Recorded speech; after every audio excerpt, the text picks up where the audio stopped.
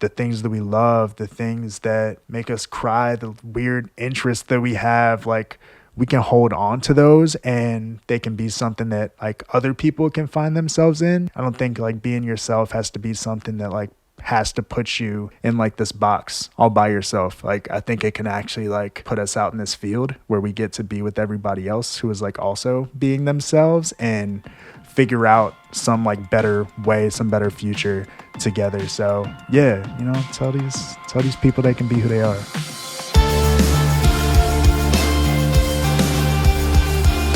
All right, what's up, everybody? Welcome to the show. Welcome to What You Don't Hear. Toss in those headphones, pull up a seat. It's time to get to know somebody a whole lot better. This is a life podcast. It's an open journal dive into people's lives as I sit and I uncover the real story behind my guest journey, finding out what makes them who they are, talking about all the ups, all the downs, all those thoughts and feelings in between as we dig into the parts of their story that we otherwise wouldn't get to hear. I'm your host. My name is Ross Theisen. I'm a creative of many kinds, a maker of many things, sometimes maybe too many things. But hey, here is a reminder up front to make sure that you're subscribed to this show on whatever platform that you're checking this out on right here, right now. Whether it be Spotify, Apple Podcasts, or YouTube, find that like or follow button and hit it for me if you would be so kind. And if you really like the show and you want to make sure you don't miss any of it, you can follow us around social at WYDH Pod. And listen, I get it. You hear these things all the time from every creator, every single day, everywhere, on all the platforms. But we got to ask these things because it truly does help more than you may think. The support goes a really long way in helping me continue to make all of these creative endeavors happen. And speaking of support, I'm lucky enough to have some partners and supporters of this show in the form of sponsorships. So I've got a few of those to tell you about right now, and then we'll get into this week's conversation. All right, first up, this episode is sponsored by Promo West Productions. So if you live in or around the Columbus, Ohio area and you're interested in catching a live show, well, you know what's coming. I'm about to tell you about a handful of them right now that you can go and check out that are being brought your way via Promo West. They've got Dawes at Newport Music Hall on November 14th. Peasy and Icewear Vezo at Newport Music Hall on Friday, November 15th. Corey Wong comes to Kemba Live on November 17th.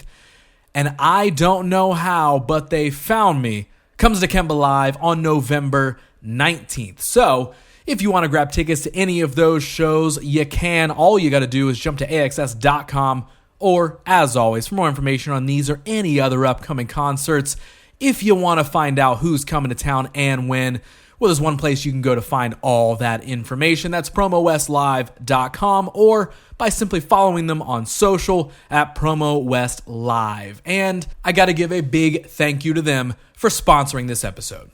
This episode is sponsored by the wonderful and very, very cool brand known as Scatter Joy. So let's talk mental health for a second, because mental health is now more of a prevalent topic of discussion than ever before. However, as awareness increases, so do the associated statistics with it. So while awareness is crucial, it alone does not drive change. And that change is where our new partners in the Scatter Joy enter the picture. So what is it? Well, the Scatter Joy Project is a local organization here in Columbus, Ohio, that transcends the role of a nonprofit. It's more of a movement designed to bridge this gap that people need to get help with their mental well-being. They're fueled by a belief in intentional conversations, raised voices, dismantled barriers, and enhanced accessibility. Its goal is to make mental health care just more affordable for everybody.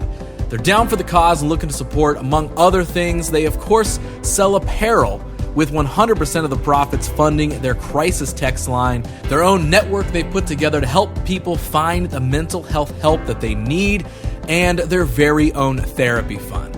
So whether you're looking to get some help, or you want to donate and help support the cause, or you just want to pick up a piece of their really rad apparel that all goes towards the cause, absolutely look into Scatter Joy. So if you want to find out more about them, you can just go find them on Instagram at The Scatter Joy Project, or you can find them online at thescatterjoyproject.com. Okay, car window poetry, folks. That is it. That is all I'm going to lead with here. Car window poetry. That is what I want you to go look up right now to set the vibe for this week's guest. It is such a damn cool idea that came from, honestly, a damn cool dude, and that is this episode's guest, Alex Lewis. Now, Alex is a writer in many forms on his own via poetry. He's got a newsletter and through Columbus Underground as well. And this is just such a chill conversation, talking all about Alex's backstory of how he knew that writing was really an art form that he wanted to pursue from a very young age. Like, he was certain of that. We talk about how he got himself started within all of it, the value of just making and sharing your art for no other purpose than just doing it, and why sticking to those authentic reasons for doing the things that we want to do is the most important thing above pretty much, well, anything else. And of course, he shares how he has stuck to those authentic reasons through many changes, many ups and downs, and even offers of how to, changing up his writing or changing up what he's doing. He stuck to the reason that he wanted to do it in the first place. He shares all of that stuff here. I kind of got to just really sit back and relax for this one, as Alex is just a great storyteller on his own. So he really shares everything in this episode. He really guides it along well. So if you're looking for some inspiration, or maybe just reaffirming any sort of reaffirmation on pursuing your passions or art authentically, and honestly just kind of not worrying solely about fame or money or anything that can come with it, this one will be a good little boost for you, I feel. So let's dive in. Let's get to know Alex a whole lot better. You'll be glad that you did. He is such a chill and cool dude. So right here, right now, let's get into it. This is episode 121 of What You Don't Hear, and my conversation with Alex Lewis. Alex, thank you so much for doing this, man. Yo, thank you for having me. Appreciate the invite. Yeah, I'm excited to meet you. Yes. We are meeting for the very first time. It's great to meet you. Yes, in a classic form. You got here, and I was like, all right, we can't talk about much until we start the show. Right. Sometimes that works, sometimes it doesn't. But in our case, we're diving right in. Yeah. And I also have to say off the top, you have been actually on my guest list for a while. Really? Actually. Because you were referred my way via, I believe, mutual friend of ours, Stefan Brandow. Yeah. Yes. So I had him on the show a couple years ago at this point. Okay. And at some point in time along the way, he had hit me up and he was like, I have a friend, I have a guy that I know that you need to have on the show. Like, he's like made for what you're doing. That's so cool. So you have actually... I love Stefan, Yeah. Like, you had been sitting on my guest list for a while, and like I was telling you before we recorded, I batch produce these, so I'm always kind of like digging through a guest list at different times of like, okay, who do I feel like I could hit up right now and make this happen? So I'm stoked that we're finally getting to make this happen, even though you didn't know that we've been building up to it this whole time. Well, it's funny because like I have known of you and known of the podcast and had different people like Stefan who had been on, and I was always like, oh man, this is really cool. Like, I like that you're like highlighting different people in Columbus and just getting to like share their stories and having a conversation with them. And I was like, man, this would be really cool to like be on one day. And we're here. It was building up this whole time. Well, thanks, man. I'm stoked that you are stoked to be on I'm excited the show. about it. So in light of us literally getting to know each other for the first time, I think I know very general things about what you do, but I would love to hear it directly from you. Like, lay it out for me. Like, what skills have you acquired? What all do you do? And what are you involved in? I am a writer, an essayist, a social media strategist, cat dad, husband. I moved to Columbus about 5 or 6 years ago. So still generally, I still call myself like new, but now I feel like I can more like confidently say like I'm from Columbus. And so that's really special to me. But one of my main things that I really enjoy doing and have really just loved to get to like grow in over the past couple years has been writing a newsletter called Feels Like Home. And that is a place where I write about things that I love, people and moments that have shaped me. And it kind of ranges from everything to like sports, music, reality TV, my own like personal journey, and just communities that I'm a part of, and always try to find like a fun little like through line with those. So yeah, that's probably like I'd say like my main thing right now. Yeah. And you also, do you do work with Columbus Underground as well? Yes, so Okay, I yeah. am a freelance music writer with Columbus Underground. By the time this comes out, I'll be doing some coverage with 614 Magazine too.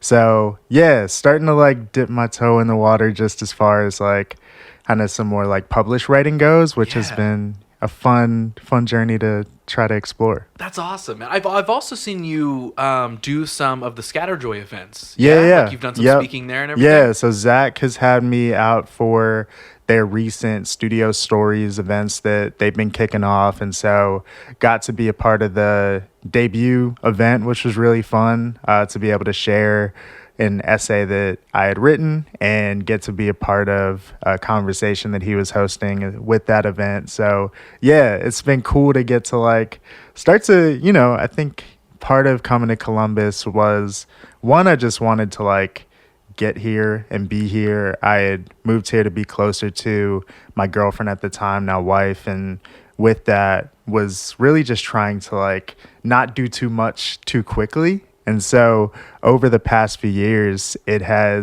feel like I've started to be able to kind of spread my wings a little bit more, kind of found sort of where I want to be. And with that, finding different people who also kind of intersect with some of those passions, which has opened some fun opportunities. I think, this being one of them. Yeah.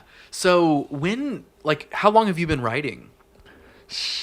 I would say that. Did I just open up like a big, like, oh, man, let me go back in the...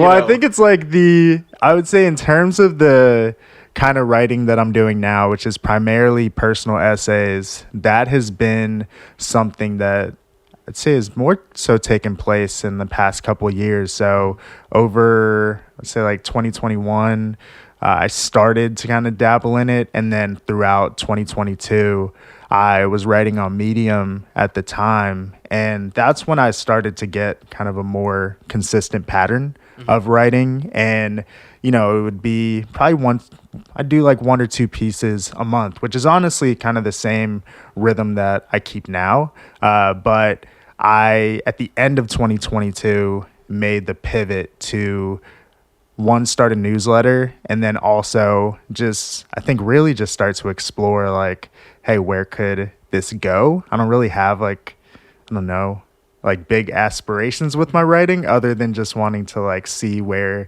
it takes me. And so it's opened up the doors for, some of the local writing with Columbus Underground and 614. And then also just continuing to, the event with Zach, I think was like another sort of step in that path of just like, hey, you could actually like read your work in front of people, and that could be something that's meaningful. So yeah, trying to find, I think just kind of see where it continues to go. But I would say definitely more seriously in terms of essay writing over the past 2 to 3 years.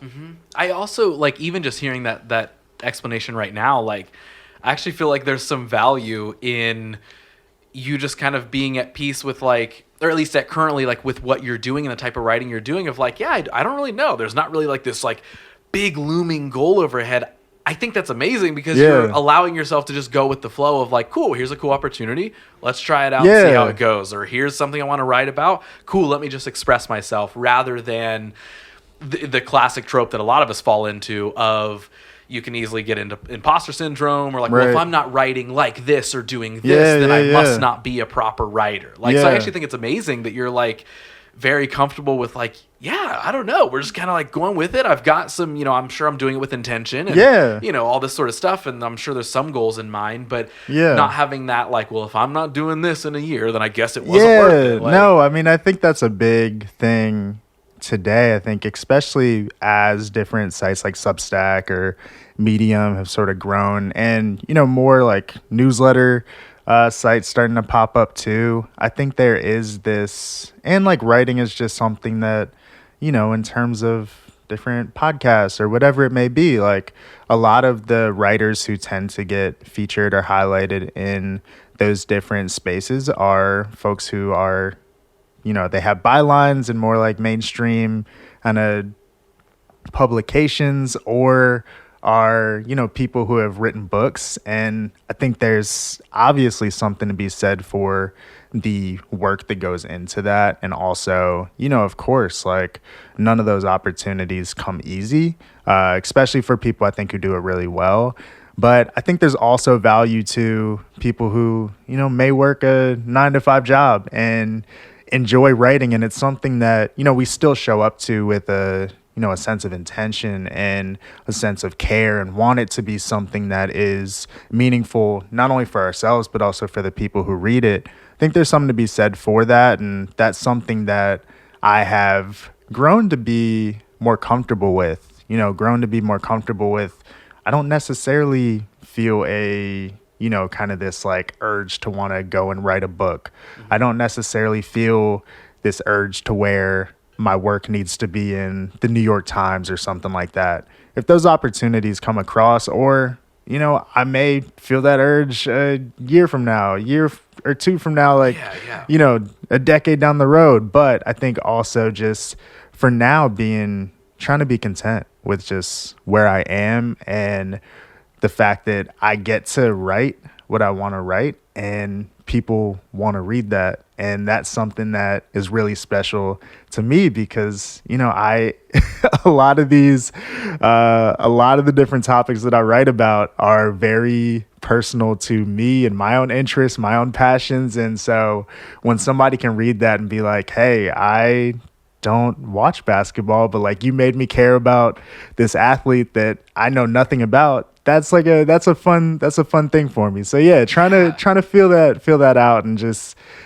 be comfortable with where I am and know that like no matter what, I'm good. No, I love that. Now, are you self-employed with like writing and social strategy and everything? Or are you balancing this all like with a 9-to-5? Balance, yeah. Okay. So I work a 9-to-5 in retail, fashion, as a brand social media strategist. And so with that, I am, I'm thankful because the job that I do, it allows me to have pretty solid like work hours where I know that, when I'm going to start work each day, I know the time that I can log off each day. And also kind of with that sort of how I want to take the things that I am passionate about personally and be able to fit those around my job. And so, yeah, it's like it is a balancing act, but it is something that, I've grown to be thankful for because I don't necessarily want writing to hold the burden of, having to like pay my bills off of writing. I think that, I know people who do that and a lot of those people I admire and, the amount of work that they are able to put out by that being kind of their one thing that they need to be able to live, survive, keep a roof over their heads is admirable.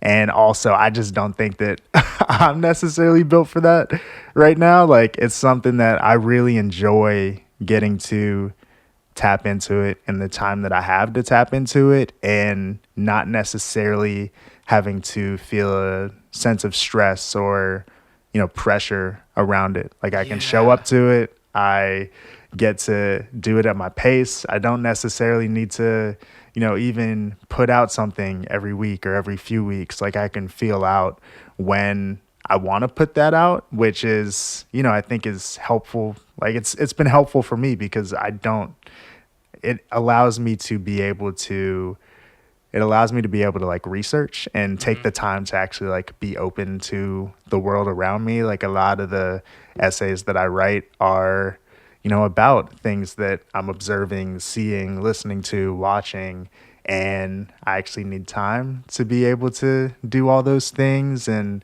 I think if I felt sort of this rush to constantly put out stuff, I don't necessarily know if I would enjoy writing as much as I do. Yeah, that totally makes sense. And like, I have to say, like, I wouldn't say I'm in like a constant like rush or battle with a lot of my creative endeavors, but I am definitely the person who like, I'm now finding myself in a position where I'm like, do I want all of my creative endeavors to, like you said, hold the burden of paying all my bills? Because that has been the deal for the last about decade at this point.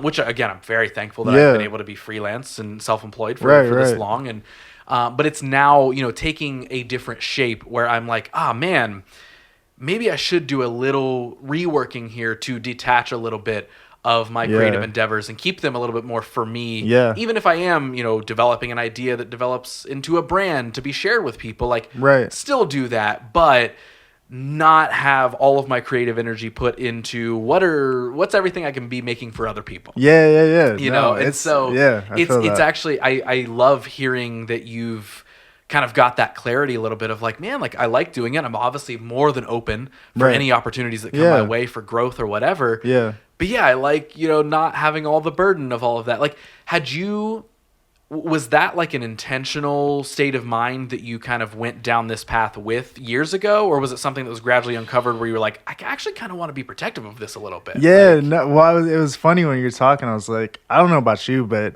I remember I really fought against that. I know, especially like when I was a senior trying to like find trying to figure out what I was going to do after college. I thought that, my 9 to 5 needed to be like the thing that I was most passionate about. Like those two things had to be, my job and my passion needed to be so intertwined, and I wouldn't expect anything less. And I remember having conversations with my parents, and they would be like, you can like still do that, but also like have a job that can help you pay your bills. And I was like, no, there's no way.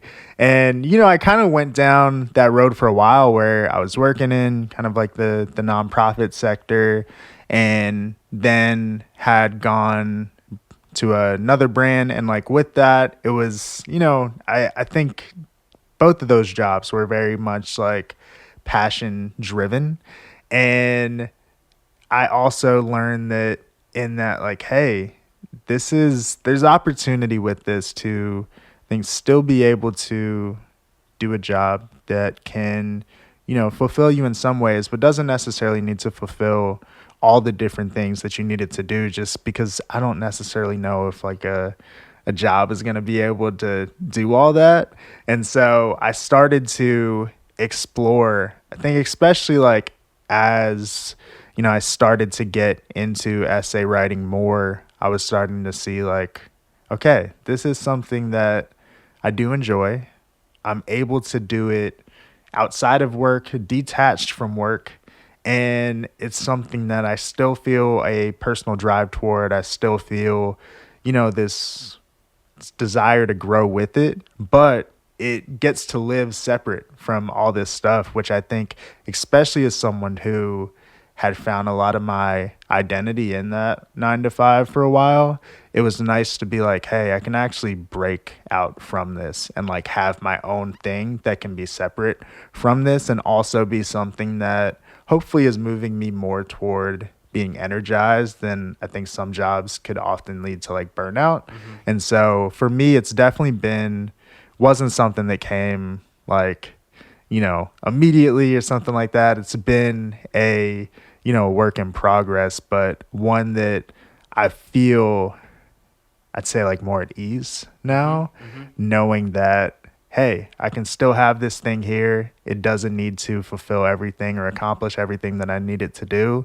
It can be what it is and help me pay my bills, and I can work with good people and hopefully do good things while I'm here. And also, I have something that I truly enjoy and that is able to help me, one, kind of fulfill that creative drive within myself, but also hopefully be able to, be something that's meaningful for other people as well. Yeah, man, I'm a little envious of that, like feeling and understanding that you have with everything, because like I feel like we all ride different waves where things are up and down, and we grow and we learn what we like and what we don't like. And like, I would say I lean on the side where I'm like, all the things I do, I want that to be like what my world revolves around, right? Yeah. And I'm like, it is very hard for me to think of like doing a job that is somewhat detached from the things I'm passionate about. Yeah. Whether it's for me or for somebody else. So I'm a little envious of that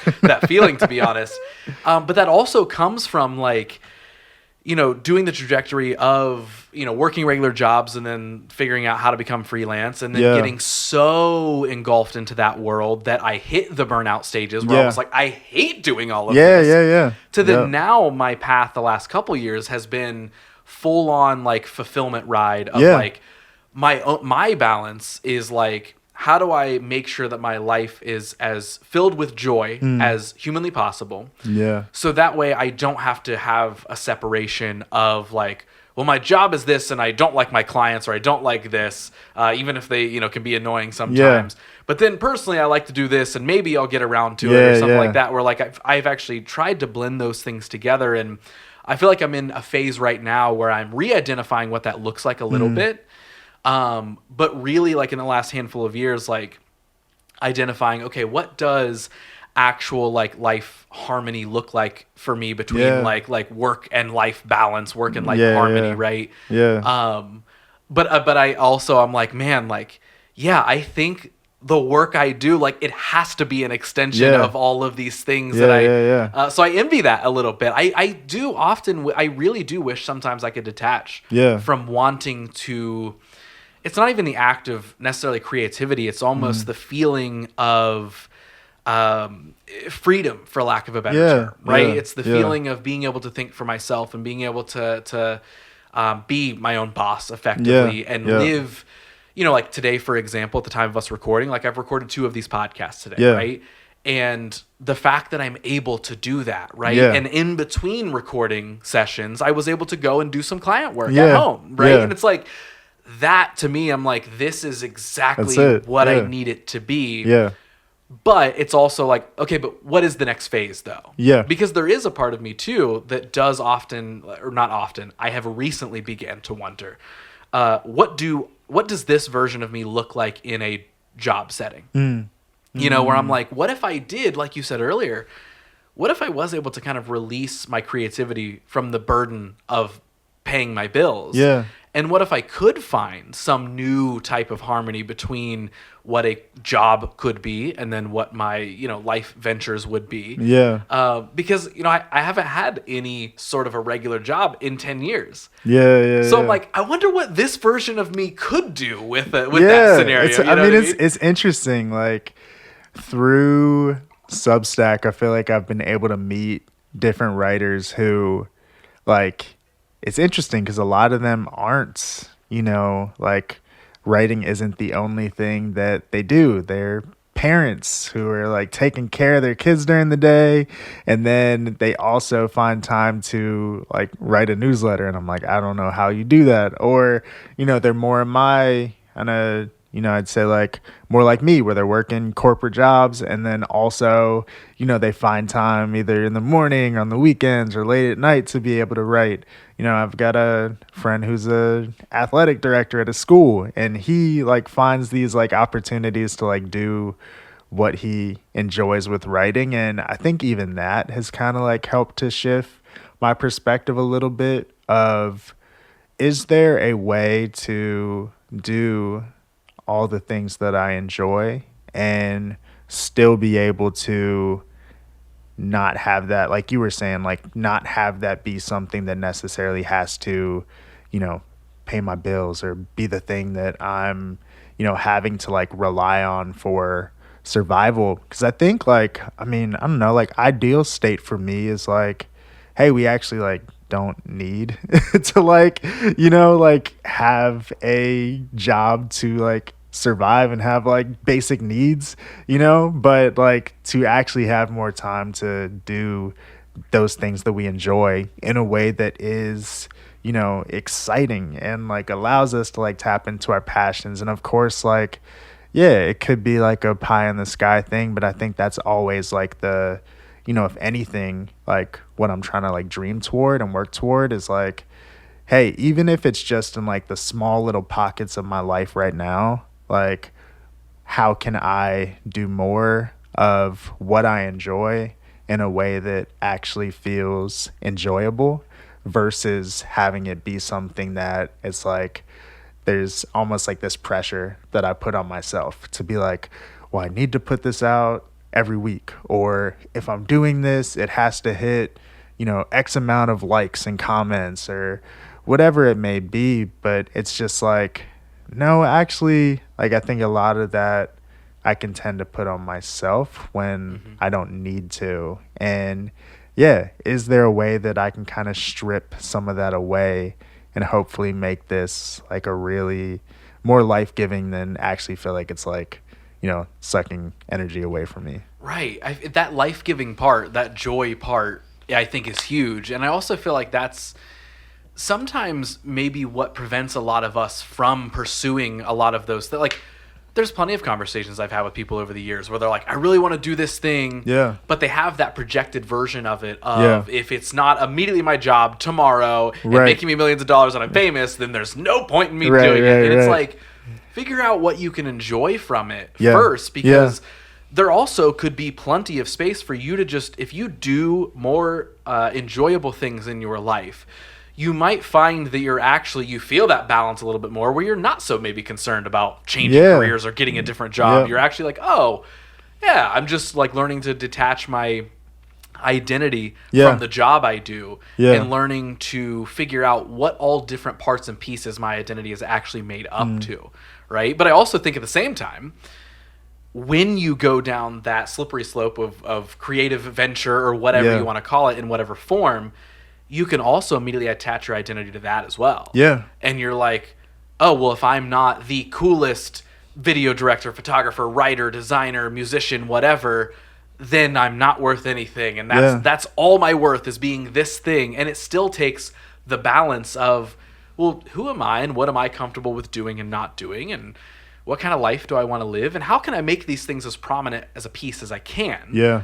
But how do I just still be me? Like, have you ran into that identity piece, or have you always kind of had this little bit of a clarity of like, yeah, as long I'm still me, and these are just things I do. Yeah, no, it's a good question. It's like so when I graduated from college, like less than a week after graduating, I moved to Colorado Springs for my first job, and while I was out there, I was kind of coming from this place in college where like I was sort of just like taking advantage of like the whole like social aspect of it and all the different things that like it had to offer from, like I could go to our like editing suites and have like free access to Photoshop and all these different things, or like I can literally hang out with a friend at any time. And, there were like the ups and the downs of that. Like,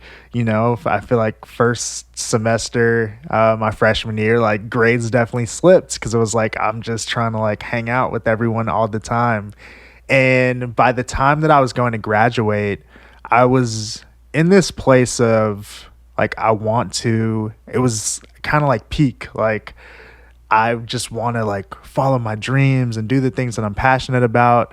And when I moved out to Colorado, it was kind of like, all right, what's my thing going to be? Like, what am I going to do while I'm here to make my mark? Because I knew that it was going to be like a temporary thing. I knew eventually I'd end up likely in Ohio to be close to my girlfriend at the time. And so like, all right, if I have a year here, a year and a half, 2 years, whatever, like, what am I going to do while I'm here to make the most of this? And I ended up getting invited to this youth poetry slam while I was there.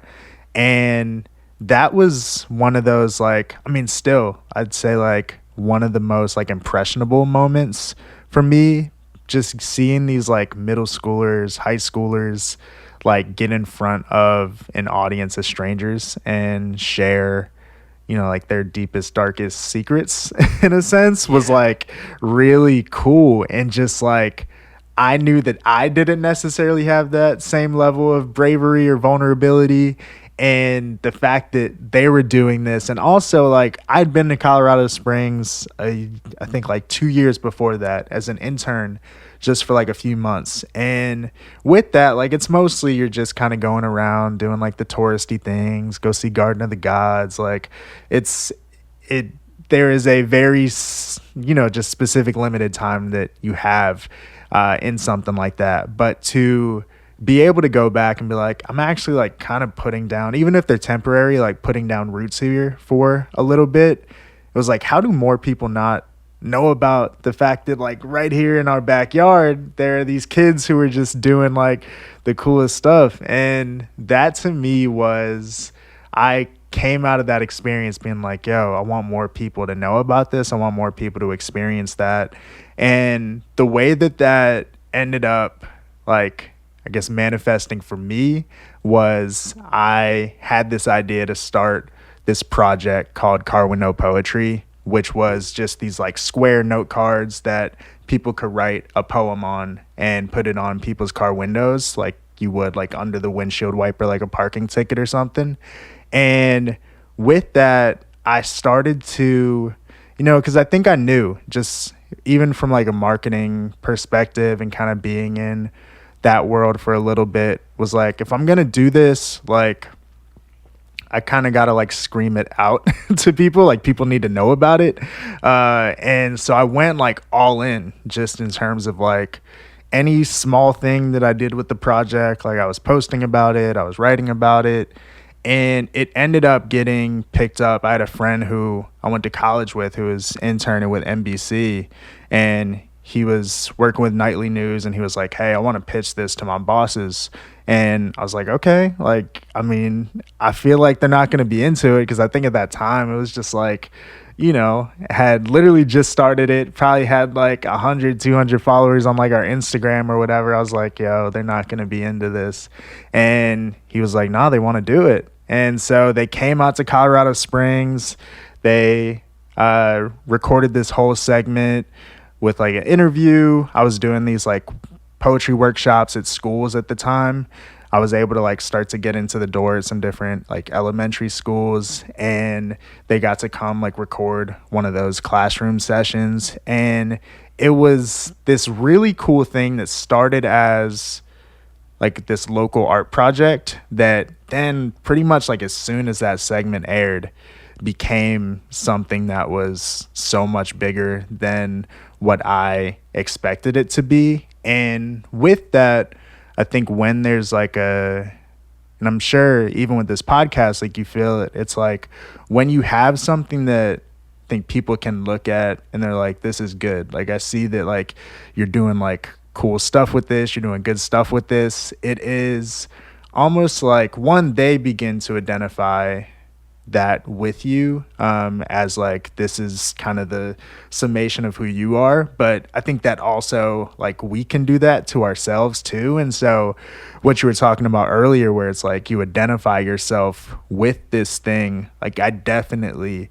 started to feel more of that pressure, both I think imposed on me, but also like me imposing it on myself too, where I was like, okay, well, I got to be like the face of this thing and kind of develop what my idea of a personal brand is and all this kind of stuff. And it ultimately like it led me to having to like, it forced me onto my couch because I got the flu, where like the burnout was so real that like my body was physically telling me like, yo, you got to chill out.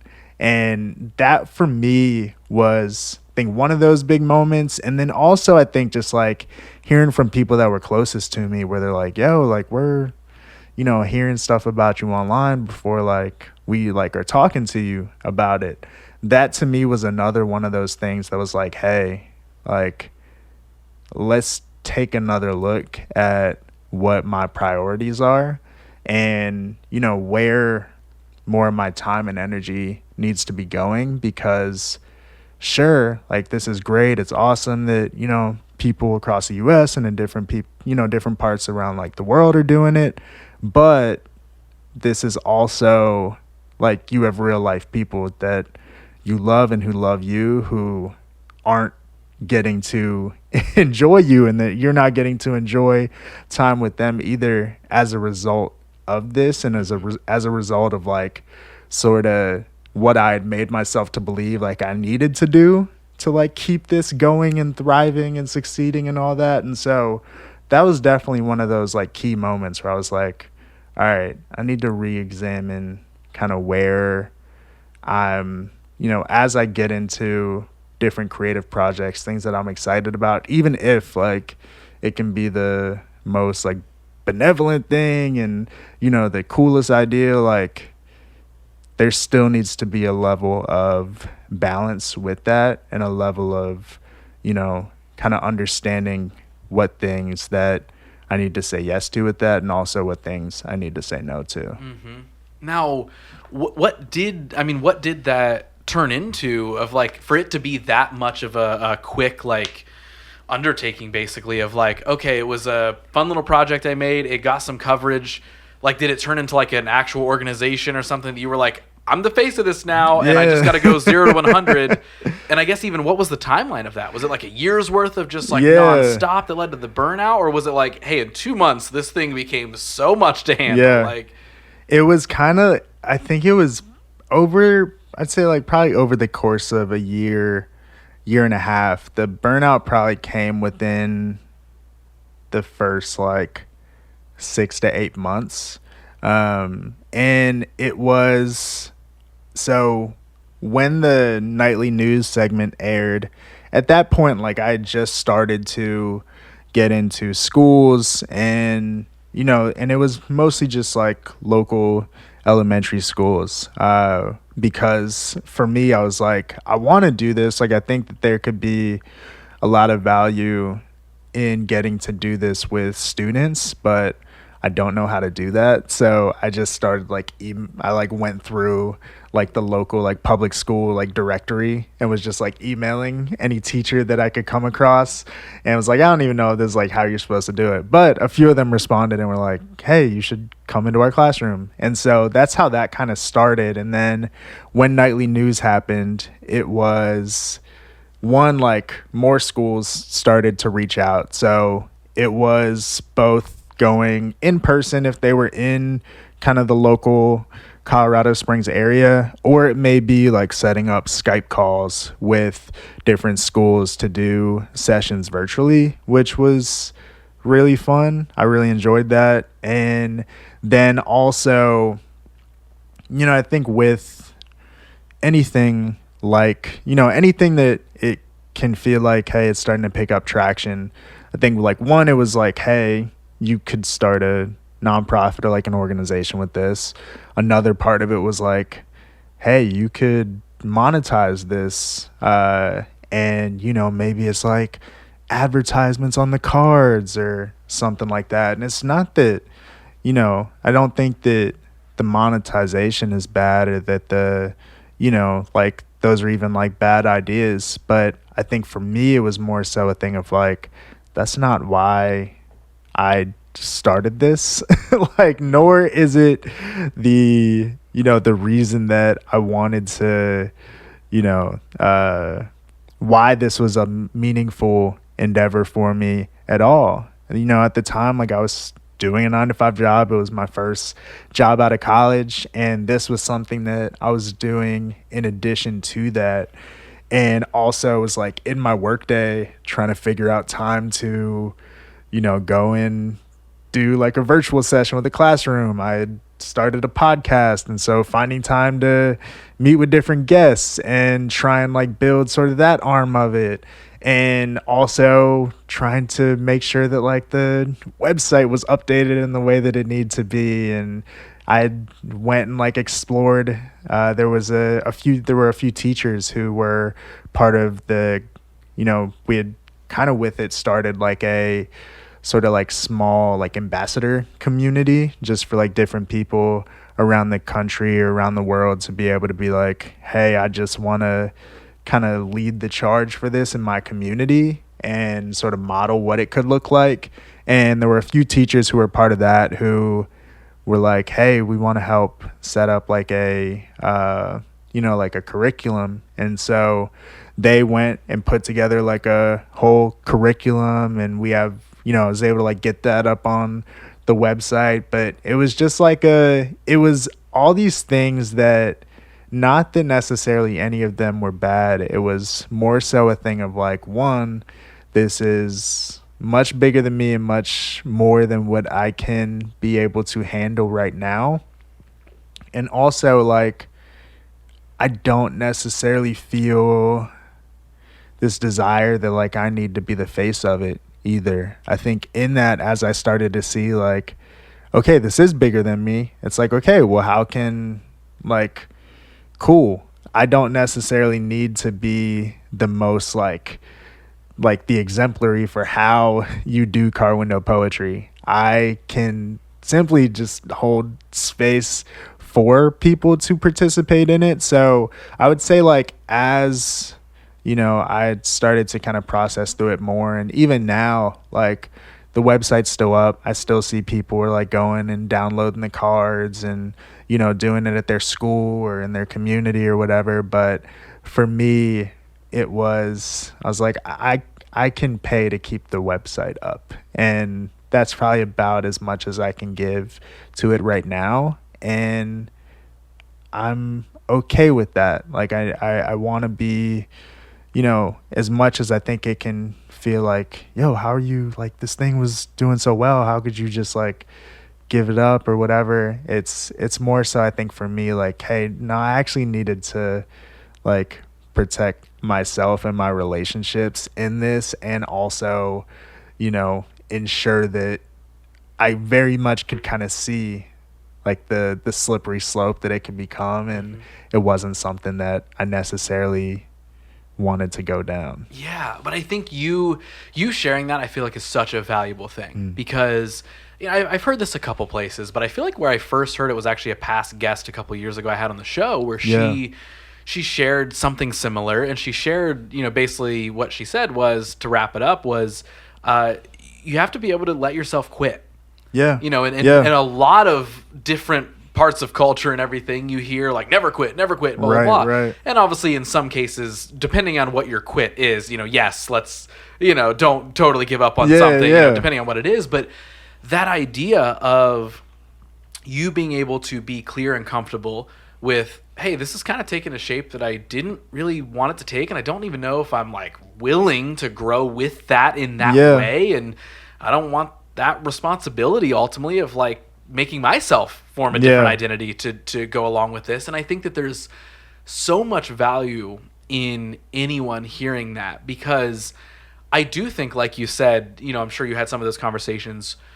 A lot of people tend to, if something's going well and someone decides I don't want to do this anymore, everyone is going to say, what do you mean? Like that was the thing. Like it was happening. It was working. How could you walk away? But again, there's so much value in being true to yourself and identifying, is this something I want to give energy to? Or do I just, I only want it to exist in this form, and I don't really want to see it go much further than that. Hey, it's cool that it can. Great that it's getting the opportunities, but that's not what I'm doing this for. And I think that's honestly a great thing. Thank you. Yeah. To like not only have the knowledge of and really listen to yourself in that moment, but also to be able to retrospectively share now, because I do think people need to hear that more often. Is like, it's okay to just quit something. Like there's so much value in trying a thing. And again, you don't have to make it your identity. You don't have to make it this world-changing thing. Try a thing, see how it goes, whether it's successful or it's not, or it's whatever happens with it. You still get the choice of saying, well, nothing says I have to continue doing this thing at all. Like I tried it, I felt good or bad or indifferent or whatever, and it's fine. And cool, what's next? Yeah, I think that's like I sort of take like a playground approach with things where it's like, I'd say now it's like, yo, I just, to your point, like I can try this out. I can, I get to just like play and get to see like, all right, cool. Is this something that I enjoy? All right, I don't really like this toy. Cool, well, let me put it over here. And there may be something that I pick up that I'm like, oh, actually, like, I really do love this. I mean, that's really how the writing that I'm doing now, like, became something that I was like, oh, actually, this could be something that I take more seriously, was because, like, I started to do it and was like, hey, this is something that I feel is fulfilling for me, in the sense that I'm getting to like I get to research and connect different ideas and try and find, a big thing for me is like trying to take like two disparate things and find the thing that connects them. So like my latest essay was one on, there's this French women's basketball player, Marine Johannes, who she was just in the Olympic gold medal match, and she plays for the New York Liberty too. And then with her, I was like, I think she's like the Claro of women's basketball, and kind of taking this like indie pop star and this women's basketball player who seemingly have nothing in common, and trying to find the different characteristics about them that connect them together. That's fun. And it's fun for me because I'm like, okay, this is something that like, one, it's kind of just it's cool to be able to like research through that, because then you start to pick up little gems that you're like, okay, cool. Wait, in this Claro video, she had like this map of France behind her. Marine Johannes is from France. Cool.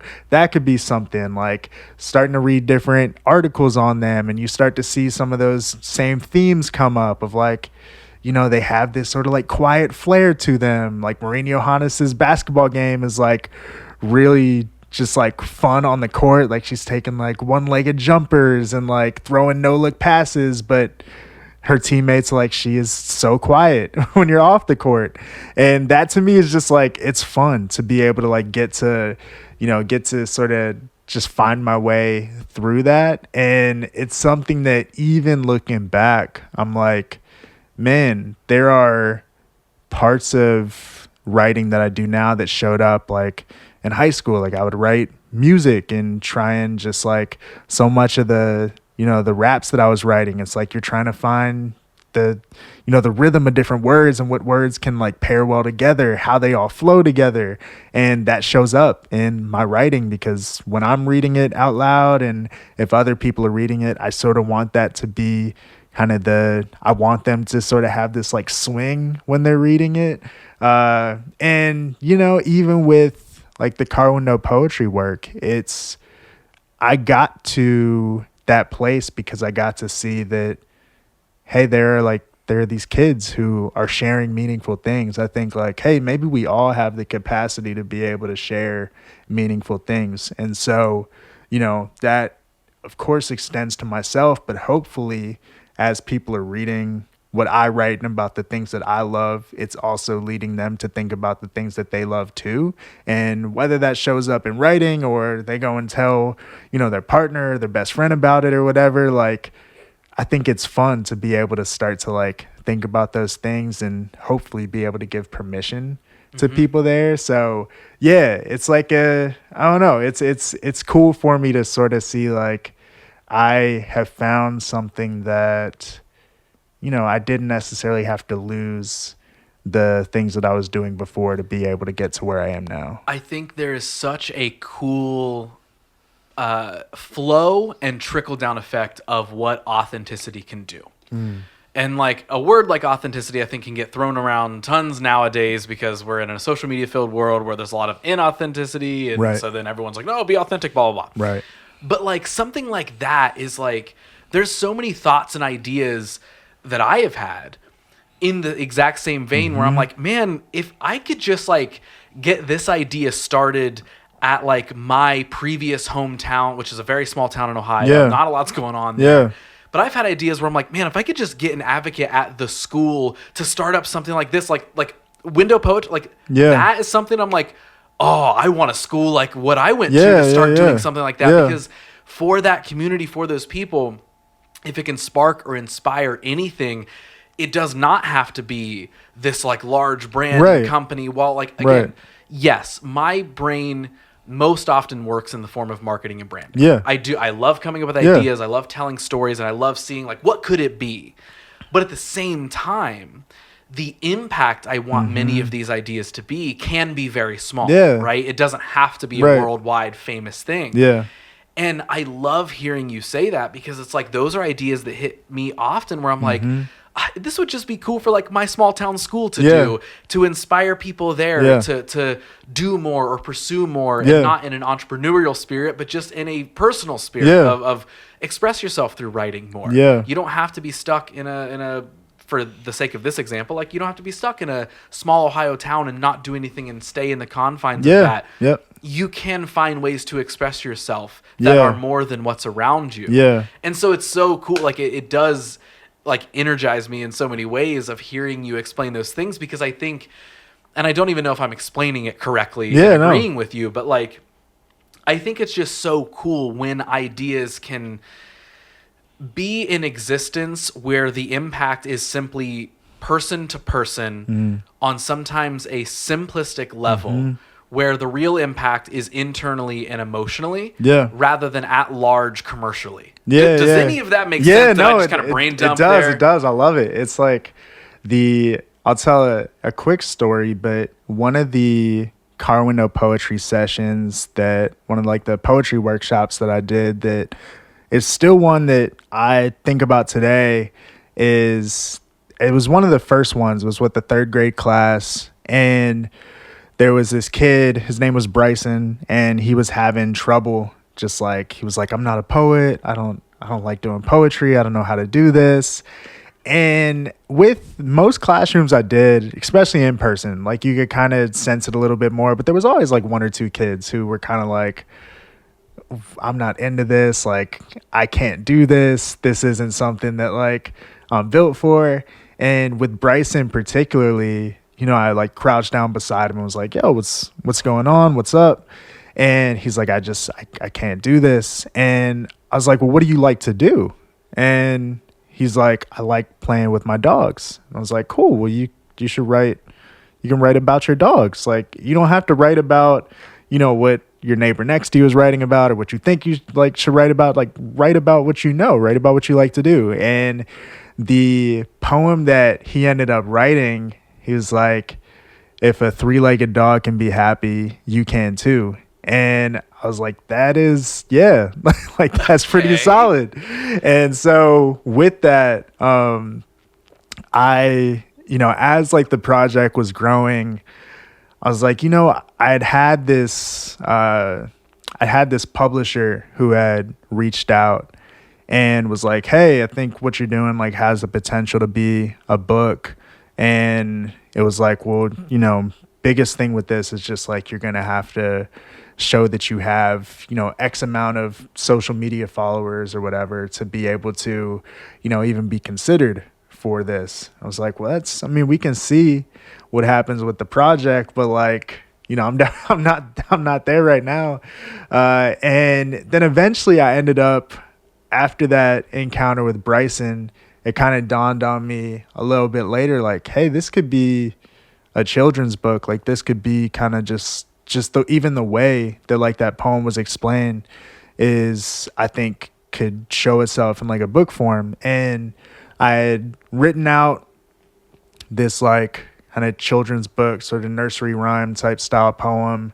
And then I had sent it over to this publisher and was like, hey, like, do you think this is anything? And she was like, yeah, unfortunately, no. Like, with children's books, like, we sort of have these different kind of characteristics, or like sort of these different requirements that we need to hit, and this just doesn't fully hit it. And I was like, that's fine. Like, I'm not the expert on this. Man, I'd be terrible at all these businesses, because anybody tosses me an idea like that, I'm like, done, print it tomorrow. I was like, okay, like, cool. Like, I'm still new to this, so I hear you on that. But I was like, I'm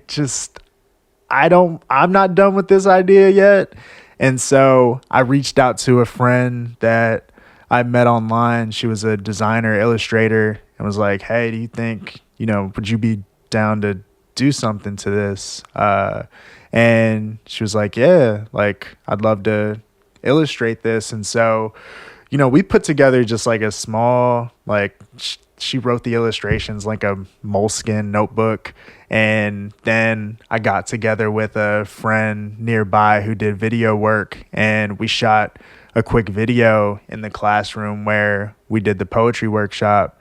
with Bryson, and shot the video, and it was just something that I put out on social media and ended up getting just like, it wasn't crazy, but people were really into it. And that's one of those things that, I think for me is just like, yeah, it's those small moments of being able to connect with somebody on just like on a personal level. And, there were a number of stories from doing Car Window Poetry where it was like you had this kind of like small thing that ended up having a much bigger impact on, who they were, their emotions, whatever it may be.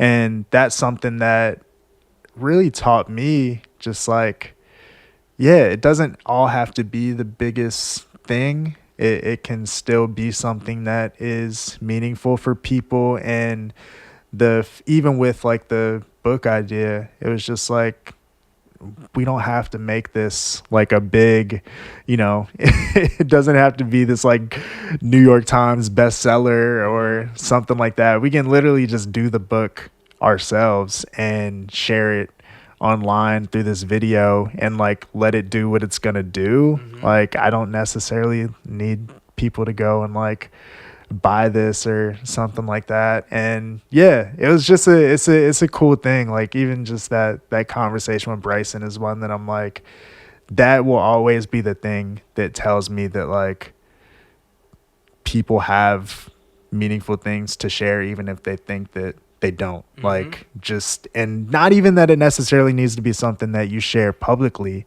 but even just to be able to like work through some of those ideas yourself, I think can be like just as impactful as other people getting to read that. Yeah, no, I absolutely love that.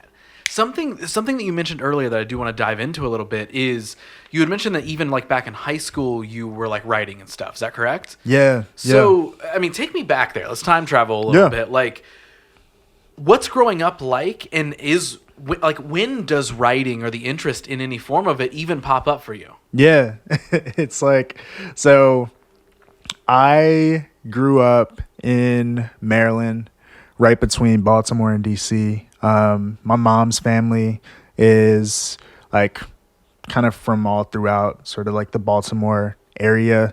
And so growing up, we were, mostly living there, but I spent a lot of time with my grandma.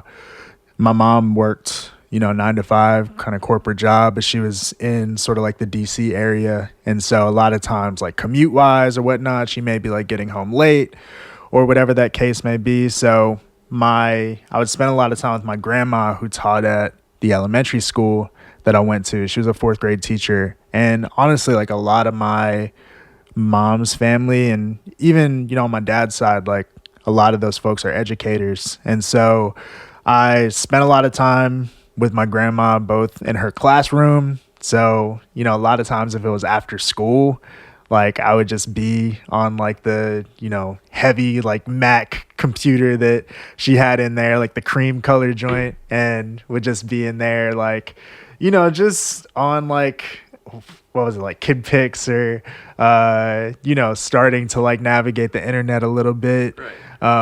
And then, that was like also just like personal interest wise. Like I spent a lot of time, like when we would get to my grandma's house, we would watch a lot of like basketball together. She was like a big Michael Jordan fan. And at that point, he had rejoined the Wizards kind of as his like comeback after retirement. So we were watching like a lot of basketball together, watching like Allen Iverson and Vince Carter. And I would have these like composition journals that I would draw pictures of basketball players in. Like I had kind of this like, just through different like scholastic, book fairs, I would pick up these basketball books. I had this like just knowledge of different like players' names and what team they played for, what college they went to, all this stuff that I like would also just show up in terms of me drawing. And that was kind of, I would say, like the beginning of me at least trying to like start to express myself through some sort of like art form. And there's also in elementary school and language arts, we got to do this. Like, I look back at it and I'm like, actually, this is pretty cool. But we got to like write books. Like, we had like these bound books that we got to write for, and then also like illustrate pictures too, and like they would print them.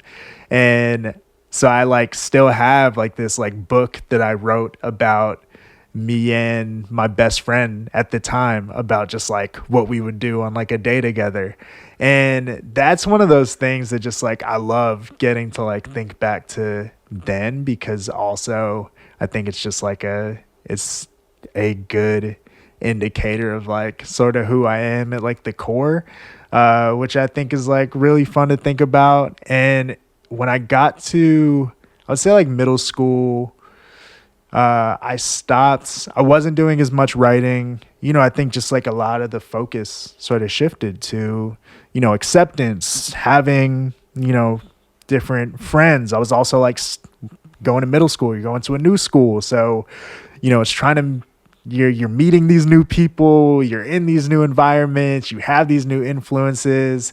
And I stopped drawing, but I picked up rapping and just like starting to write raps. And I can't remember like what initially started it, but I remember being on AIM at the time, and you could like, create sort of like your profile or whatever. And, they had sort of like some like basic coding and stuff on there that you could do. And I created this like whole page for like this rap that I wrote. And at the time, like I thought that it was I was just rapping based on like how I saw rappers rapping. So it was like much more explicit than like it needed to be for how old I was. And I remember somehow, some way, my mom came across it and was so mad and was like, I'm going to share this with your grandpa. And my grandpa was like a Catholic deacon. I was like, no, don't do that. And I don't know, even though I got in trouble, like something about rapping and like rhyming words together was something that I really enjoyed. So kind of throughout middle school, I was doing that. And then once I got to high school, like I was doing that a little bit, had like this like computer webcam that I found that I could like record audio into. So I was like doing that for a little while, and I would just find like instrumentals on like YouTube and stuff. But yeah, kind of, I'd say like that was really one, I think, just like also growing up with social media at that point, like that also shaped a lot of like how I started to share work, where it didn't necessarily feel like nerve-wracking to me to like put something out publicly. Like it was something that I was like, oh, I could put out these like songs on MySpace, and like, oh wait, people actually are like listening to these and they like them. Or like, I do a little bit of that on like Facebook, like YouTube or Twitter or whatever. And that was just like I don't know, something about that act of being able to create something individually and then be able to share that out in a way that more people could potentially listen to and enjoy and like, and particularly like, I just always love like the lyrical aspect of it. Like I loved being able to put together, a line that I thought was like really creative with like some kind of like hidden meaning or whatever. And that was just always like, even when I was listening to artists at that point, like, like a Lil Wayne or something like that, like the lyrics were always what I was drawn toward. And so I think even as I started to, when like Tumblr was becoming more of a thing, I was starting to write more, I guess what I would consider like longer form pieces on there. I didn't necessarily think of them as essays, even though like they probably were. But I started doing more of that.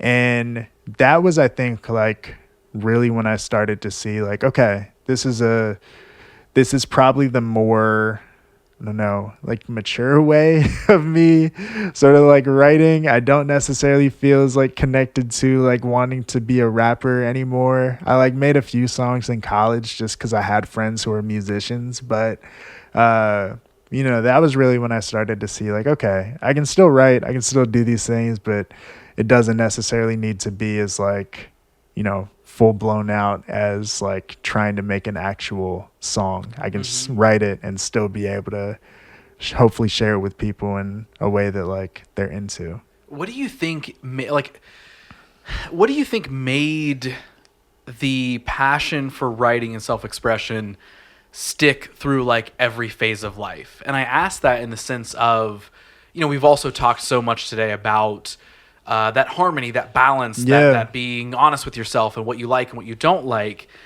And I also feel like it's so easy for hustle and grind culture to pop up at any point in time to lead us to burnout or, burnout and depression and whatever of like, oh man, this isn't, I can't do the thing I want to do anymore. Like, has any of that ever crept in for you where you were like, man, I don't know if this spark actually is going to stay. I want to do it, but I'm kind of losing it a little bit. Like, I think some of it was like, I don't know if I was ever like, I don't know.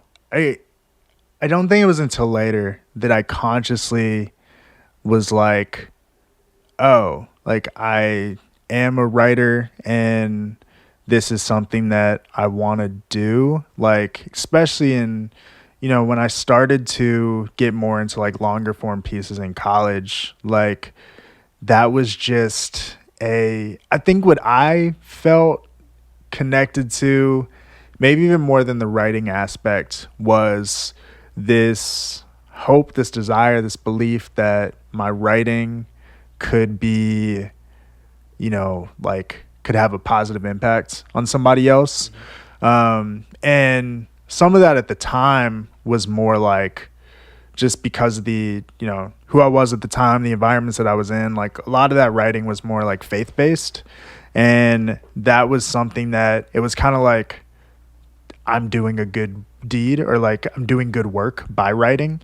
And it was also, I think, like when I would hear kind of the like get the responses back from people and they're like, oh, this is really well done. It was like, oh, I'm good at this. Like this is actually, it was affirming for me in that way of like, okay, this isn't just like something that I'm doing and happen to find some level of enjoyment in. Like the enjoyment was definitely connected to like other people being impacted by that too, which I think can be, like that can have both its positives and negatives to it. It's something that I still find myself like kind of striking that balance today of like, okay, this writing, yes, there's an aspect of it that's for me, but also like it is for other people. Like I can't sit here and deny that. Like I know a lot of writers who are like, I write for myself, and like I think that there's, I'm sure they're right. I'm sure there's like, a level of truth to that. And I think even for myself, like, yeah, there is a level of writing for me, but it is something that has often been connected to sharing with other people. There's joy in sharing things. Yeah. Like I think it was like and I think too, just being able to feel understood in that way, like putting these different ideas or different connections that I had made into some piece, into some essay, into some form of writing, and someone else is like, yo, I connect with this too. Like that is one of those things that I'm like, okay, like I feel less alone in this because I know that someone else can also connect with this. And so, yeah, I think in terms of like ever feeling a sense of like burnout with it, there definitely been times where I sort of like dropped off with writing. But I think like prior to, 2021, 2022, when I started taking it more seriously, I was doing like it was still writing and it was still kind of getting stuff out there, but it was like this exploration of things that I was interested in and really enjoyed. So I would do like here are my top 150 albums from like the 2010s. And, sort of like I would write little blurbs with each one, but it was more so just like, this is this fun project that I'm going to take on that is going to be interesting, probably only to me, but like I'm going to put it together with the intention of sharing it out. I did I think it was like 50 like best mixtapes from the blog era of hip hop. And, just like, again, did some little blurbs for it, put it out there with the intention of like wanting other people to check it out. And maybe like they're going through it and they're like, yo, this album should be on there. Like, I really love that album. And I don't know, I really enjoy like the communal aspect of it. So even when I'd taken kind of a little bit of a hiatus prior to kind of 2021, 2022, like I think the thing that drew me back to it was this communal aspect. Like I started to meet people who were writers. Like they, that is their career, whether it be through like a freelance aspect or, more like traditional form of like being an author or whatever. And meeting them, one, and kind of getting to see what they do, and also being like, man, if I were ever to do something, like I like how they did this thing. Like this is something that I would like to have be a part of how I write. Or, also like talking to them being like, yo, you should write something.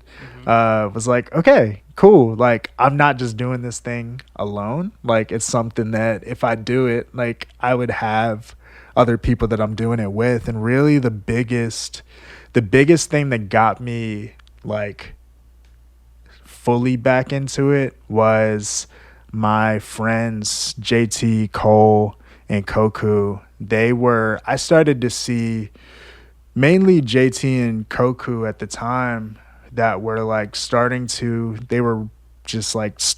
put out like writing on music that they enjoyed. And it was like, they're not traditional writers. Like one's a musician, one, he does some production stuff, but like he's kind of just this like, just enjoys doing a bunch of stuff. And I saw them just put out like pieces of music that they were into. And I was like, yo, I want to be a part of that. Like kind of felt like I was missing out. And so I ended up like writing something, and then I was like, wait, this is fun. Like we're all doing this. This is cool. And so we went on and kind of we're like, yo, we can call ourselves like the Writing Boys, and do just like, mostly because I was just like, I want to make this like publication on Medium where all of our writing could be collected under this one umbrella, so that like we kind of have this like, I don't know, united front, but also just feels like, yo, if you go and read my piece, like you can also go and like check out JT's, you can also go and check out Koku's or Cole's. And really over the course of 2022, like that's just what we were doing. And some of us would tap in at different times, but like I was definitely like, I got into just this like really consistent rhythm with it, where I was like, yo, every few weeks like an idea would pop up, I would write it, put it out, and then the next one and the next one. And it was just like, okay, I think this is actually something that like I found something here that keeps me coming back. And there's the communal aspect of it, but in that also found this like personal fulfillment too. Now tell me about the newsletter, because one, that idea has always, it's actually always been something that transparently, like I've wanted to do one for a while. Yeah. I couldn't really tell you what has stopped me from doing it, outside of maybe I'm just like, I don't know what website to start building them through. Like, I don't know, the real practical steps, right? Yep. Because there's a lot of parts of me that enjoy just kind of writing and sharing thoughts and feelings and things I'm into and all this sort of stuff. That's, anybody who has followed my Instagram for long enough knows that my captions are often like small books of how I'm feeling or thinking at that point in time. I mean, honestly, that is also one of the ways that I kind of got back into writing. Yeah, really? Okay. Was just like longer. I started writing longer and longer captions and was like, oh wait, this is actually maybe something. Yep, there are a lot of people who are like, man, like I enjoy your books and your Instagram captions, and I'm like, I'm glad you enjoy them, because like I'm sure a couple people are scrolling by like, not sorry that happened or happy for you, whatever. I ain't reading all that. Yeah, going on. But tell me about the newsletter, getting that started, like, and I'm also very curious too, like, did you kind of have a pre-established, I'll call it, following that would follow you to starting a newsletter? Or was the first few newsletters where you're like, yep, I got my 2 best friends that were checking them out and subscribed, but I wanted to keep doing it? Like, walk me through that. Yeah, so I think from the work that I was putting out on Medium throughout 2022, I started just because a big part of that was like, there isn't necessarily a social media aspect of Medium. Like, of course you can follow people, you can comment on stuff that they write, but there isn't necessarily what I would say like a feed or something where people can just like, drop off random thoughts and you kind of feel like you can interact with people on a more like one-on-one level. And so a lot of the ways that I had to get those essays out there was just posting on social media about them. And so anytime I would write something, I would post about it. I would, hit all the different, hit it in feed and stories. If something random happened that seemed to like, if I came across a post that intersected with something that I had written about, I would like reshare one of those links. And so, through that, I started to just pick up different people who were into what I was writing, wanted to read it, and would read it. But I also noticed that there were people who were like, yo, I didn't even see that you had posted that. Like, I would have loved to read this when it dropped, but I didn't know that, I didn't see the post or whatever it was. And that just became kind of more and more of this thing where I was like, there's got to be a better way than just like me writing something and then having to rely on the algorithm to hopefully serve it up to who it needs to get to. And so I had put off, I don't know, some of it was like actively pushing against doing a newsletter. Some of it I think was just like, I don't really feel like figuring that out right now. But I'd put it off for a little while just because I was like, I feel like there's a lot of newsletters out there. Like every week feels like somebody's popping up, starting a new one. And I was like, I don't know. But once I started getting more of those messages from people that were like, I want to read this. I missed that you would posted about it. I was like, okay, like, I think it actually it makes sense to start to have something to where I know that I can get my writing to them directly and they can tap in whenever they want. It's easier for them. It's hopefully more accessible. And so all I knew at that time was like, I knew people were starting newsletters on Substack. And so at the end of 2022, literally I don't know, last week of December, I think it was, I'm home on winter break and I was just like, I'm going to do this. And so probably that morning up until that evening, I just spent it building out this newsletter because I'm one of those people, if I start on something, it is very hard for me to stop. And so all throughout that day, I'm going through, I'm trying to figure out, a logo for it and how I want it to look and feel. And then I got to the section that was like, your newsletter name. And I was like, I feel like there's something that, maybe there's some theme that I always come back to.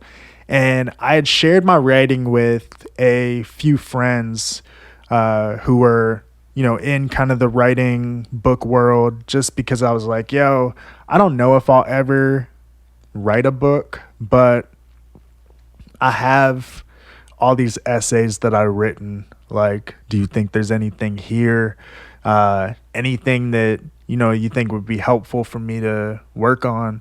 And one of the things that came up in that was, I remember like one of the comments was like, yo, I feel like there's something in your writing, like this theme of home comes up a lot. And I was like, okay.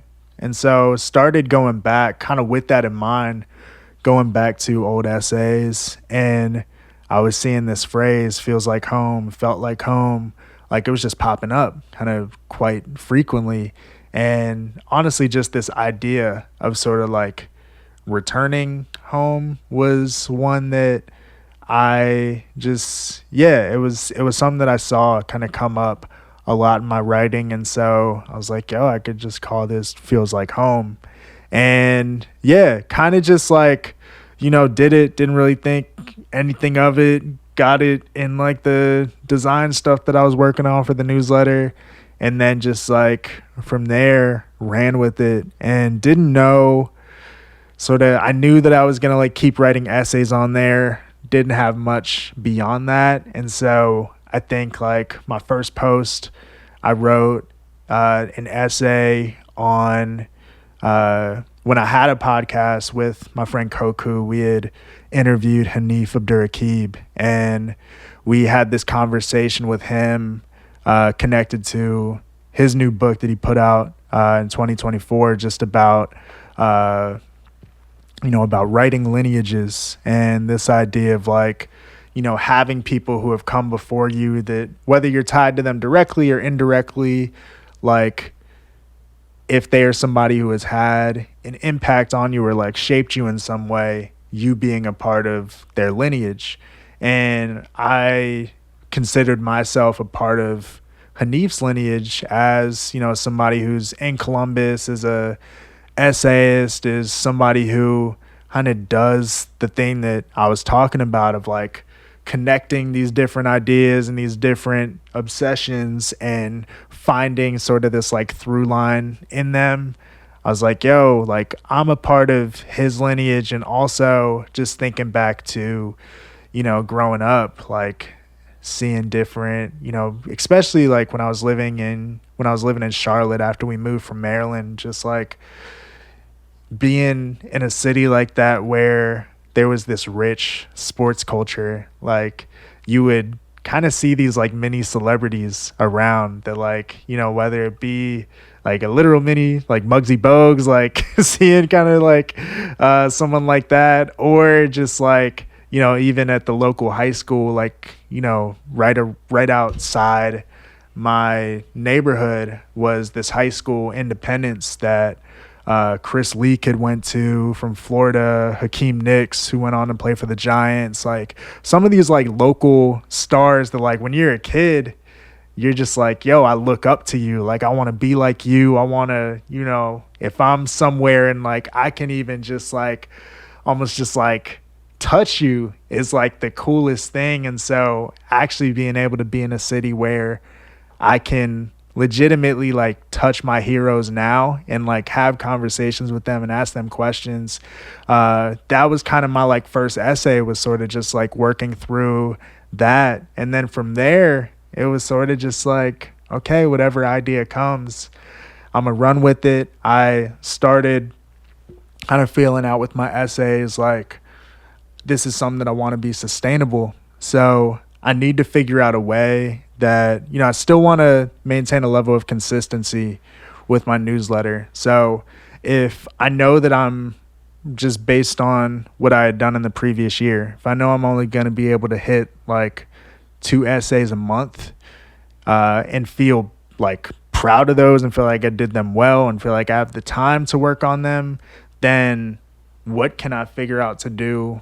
in sort of the in-between to be able to, kind of aid in that, but also be able to still get something out for people who want to read what I'm writing. And so I started doing this series of weekly content recommendations called Take It or Leave It, which was literally what it sounds like. Like, yo, if you're into this, you can take it. If not, like, you can keep it moving. But this is just my way to like have something in between my essays to be able to come back to. And so with it, I'll just share like, every week is just like something from YouTube, some songs that I've been listening to, something that I read, a TikTok that I watched, and then something I can't stop thinking about. And that's usually where I'm able to like go deeper on just like different ideas that I may be going through, or some current event that's happening, or whatever like my mind kind of was like flooded with during that week. And yeah, I mean, with it, like once I launched the newsletter, I had kind of out the gates probably had like, I don't know, 100 or so people that subscribed just from like me sharing it on social media. And that was, at that point, I was kind of just like, okay, cool. Like that's what it's going to be. That's awesome. And I appreciate when people put it into perspective of like, imagine that many people in a room, because it's like, okay, cool. That is like, I never want to lose sight of the fact that like, hey, each of those is like somebody who is interested in what I'm doing, wants to be a part of that, and might get their own, individual like takeaways from whatever it is that I'm writing. And so, yeah, it started out there. And then as I was doing it more and more, like kind of was just this like steady growth of like, okay, now we're at 200. That's interesting. Okay, 250. All right, 400. And now, I mean, I was going back through the other day because I've been trying to like go back and just like save PDFs of all my work just to be able to have it. And as I was like going through some of the early stuff, it was like, okay, like you may have like a like on it or 2 likes or whatever. And at the time of doing it, I was just like, cool, yeah, I'm just putting stuff out, like, and now the newsletter is coming up on 1,500 subscribers, and like where, the just interest in the work now is at a place that like I did not at all expect it to be at. And I'm still like, yo, I enjoy it as much now as I did then. And like, yeah, I don't feel like I've had to like lose who I am and what I enjoy in the pursuit. Like, and I think that's been really like the thing that I come back to the most is like, I really am out here like writing whatever I want. Like the most random of ideas that happen to pop in that are interesting to me, like I am writing about those, and somehow, some way, people are, wanting to read it, are coming across it, and are deciding that they want to give it a read. And that's something that to me is just like will always be like the coolest thing, because like, yeah, when I was writing in my bedroom as a kid, I never thought that this many people would want to read what I write, or that I would even have, from this like opportunities to, have like a byline on Columbus Underground or whatever it may be, like just to be able to do this in the way I've been doing it. I'm proud of the body of work that I've been building. Like it feels like, yo, I am, I think a lot of times it's like you can kind of think about your early work as like sucking, and I'm sure like, of course there are aspects of that stuff that I want to change, but like I'm legitimately still like sharing stuff that I wrote 2 years ago, because I'm like, I know what I wanted to get across in that, and I feel like I did it. And like, yeah, I'm still willing to put that out in front of people. So newsletter has definitely been like it's in a lot of ways, I think, just like clarified like what I enjoy, who I am, who I want to be. And I'm excited to like see where it continues to go. Yeah. So in this conversation, we have talked so much about like self-expression and staying authentic to yourself and knowing what to say yes to, what to say no to, all that sort of stuff. Left field question for you. Yeah. if, whether this is in artistic self-expression, whether this is just as human beings or anything, if you had the opportunity to prescribe everyone in the world, they had to do one thing every day for 30 days straight. Ooh. You got the chance to prescribe something to everybody. What would you tell people to do? That's a really good question. I think the first thing that popped in my head, there's this book. It's called The Book of Delights by Ross Gay. And what he does in the book is essentially every day, like, he writes about things that he's takes delight in. And I remember my therapist is the one who would like put me onto that book, and reading it, I had kind of always like sort of, I don't know, grimaced when it came to like gratitude exercises and different things like that, just because, I don't know, in my mind it felt like a very just like surface level kind of thing. And reading his book, it helped me see like, no, it's not like, that's not what he's doing at all. Like, and it's not just like toxic positivity either. Like, he is talking about, good things that happen. He's also talking about like societal ills and, internal troubles that he's going through and familial issues. And my therapist had challenged me to, or encouraged me just to like, hey, maybe something like that could be helpful for you, because I was really trying to kind of just, I don't know, I felt like, especially, and it's, not hard to do, I think, with like the state of our world, but like felt myself just being more and more aware of my own cynicism. And it was something where it became like very hard for me to be able to like truly enjoy things and to find joy in them. And so I started to just get into this practice of like I just had like a little like Google Doc that I would just go in for, try and go in like every day and just write these little delights. And I probably kept it up for, I don't know, like, I think as long as it needed to, like a month or so, and it is, I still go back and like look at those, and it's cool to see just like the small, like the small moments that I was, I was observing and thinking through and picking up on and making connections between. And it was something that I never shared, those delights with anybody. Like, it was just for me.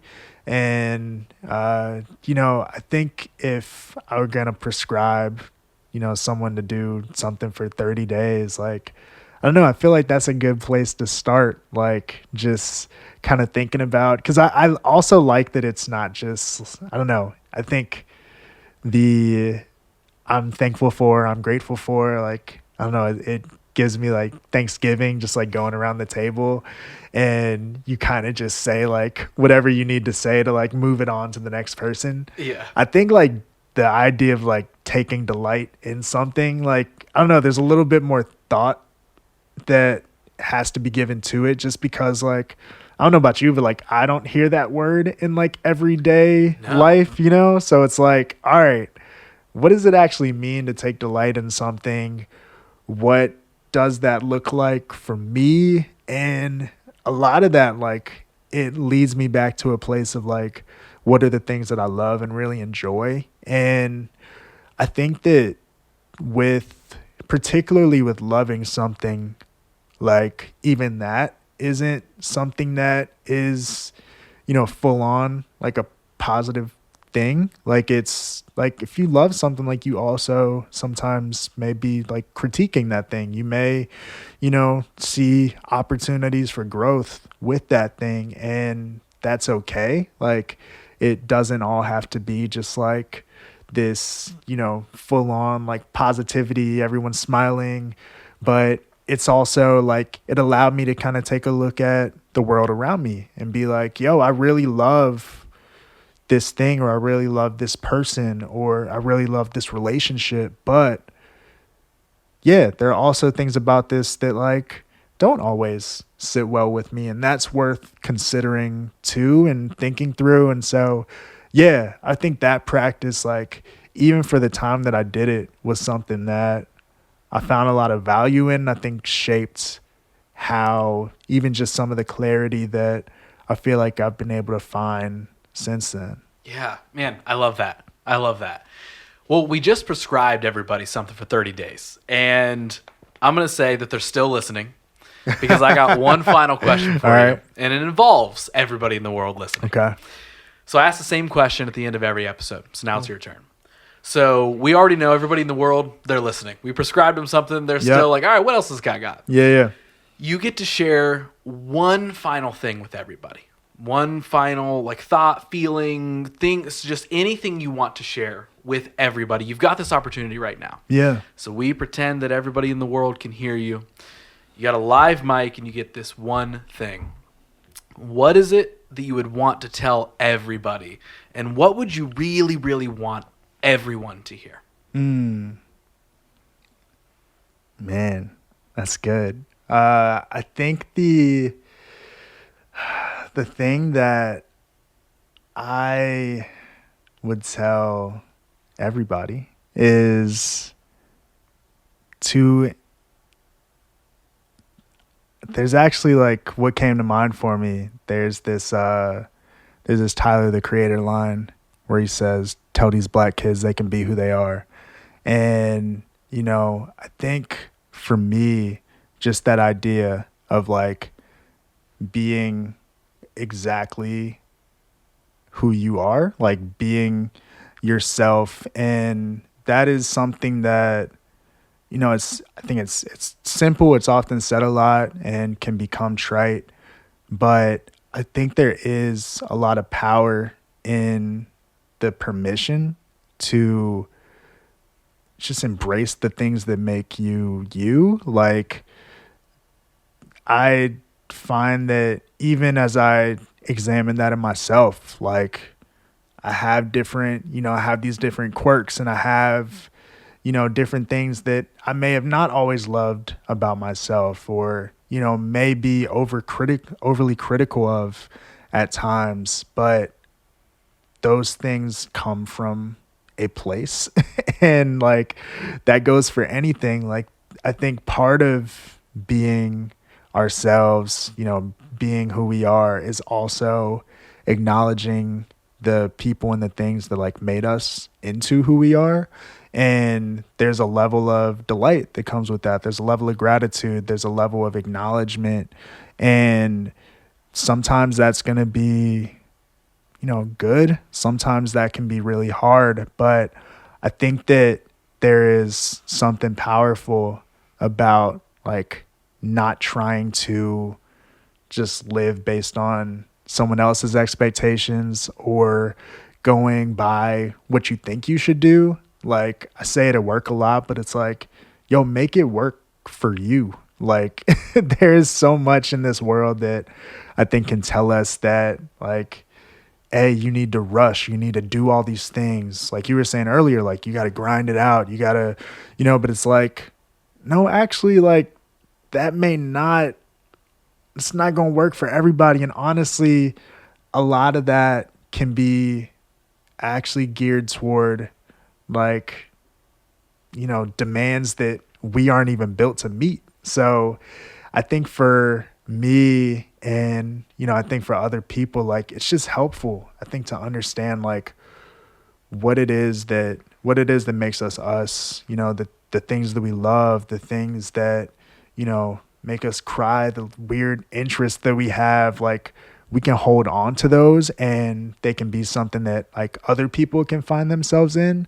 It doesn't necessarily, I don't think like being yourself has to be something that like has to put you in like this box all by yourself. Like I think it can actually like almost like put us out in this field where we get to be with everybody else who is like also being themselves and figure out some like better way, some better future together. So yeah, tell these people they can be who they are. Alex, I'm so stoked we made this happen, man. Dude, thank you for having me, man. This is fun. Yeah, thank you for being down, dude. I seriously, again, like I said earlier at the top of this, you had been on my list for a while, and I am so stoked that we have officially met. Yes. And just sat here and talked for however long we talked. I feel like this flew by. Dude, I was like, we've been getting it in. This is good. We have been, man. Well, I appreciate your time. I appreciate everything you've shared, man. Before we officially say goodbye, yeah. Do you want people to find you online? Do you want them to come and check out the newsletter or anything else you're up to? Where can they do that at? Yeah, definitely. So definitely subscribe to Feels Like Home. It is www.feelslikehome.site. But if you go to Substack, you can just put in Alex Lewis and I'm sure it'll come up. And then on social media, I'm Lewis Alex and then the number 10 on most everything. So yeah, say what's up. Always down to chop about, NBA, reality TV, any random thing that you want to get into. I just like knowing what people are into, and I'm always share what I'm into as well. Dude, I appreciate this so much, man. We made it happen. We made it happen. We did it. We made a podcast.